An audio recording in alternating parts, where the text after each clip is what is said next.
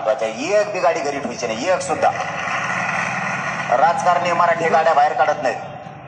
तुम्हाला अत्यंत महत्वाचं काम सांगतो आता. हे कधीच 29 ऑगस्ट पर्यंत एकाही इथं बसलेल्या मराठ्यांनी विसरायचं नाही. तुमच्या गावातले मराठ्यांचे जेवढे ग्रामपंचायतचे सदस्य आहेत तेवढ्याला सांगायचं मुंबईला चल.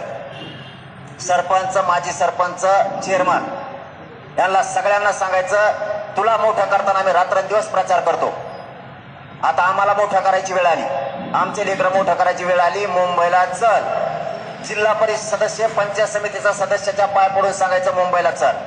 आजी माझी सगळे सभापती, उपसभापती, खासदार, आमदार, मंत्री, माजी आमदार सगळ्यांना सांगायचं मुंबईत चल. नगरसेवक, महापौर, नगराध्यक्ष, भावी जिल्हा परिषदेचे सदस्य, भावी आमदार, जिल्हा अध्यक्ष, जिल्हा प्रमुख, सगळ्या पक्षाचे शहर अध्यक्ष, तालुका अध्यक्ष, मराठ्यांचे असणारे सगळ्यांना सांगायचं मुंबईला चल.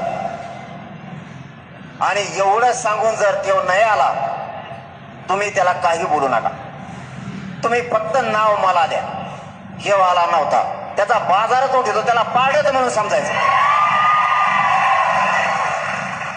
तेव्हा जाणं मी जाणं, तुम्ही टेन्शनच नाही घ्यायचं. फक्त नाव सांगा, आपण मुंबईला गेलो, गल्लीत चिंडत होतं.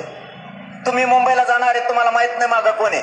घरी तईला सांगून ठेवायचं मी मुंबईला चाललोय, मागं गल्लीत कोण हिंडतं मला माहित नाही. गल्लीत कोण कोण हिंडतं माघारी आल्यावर सांग.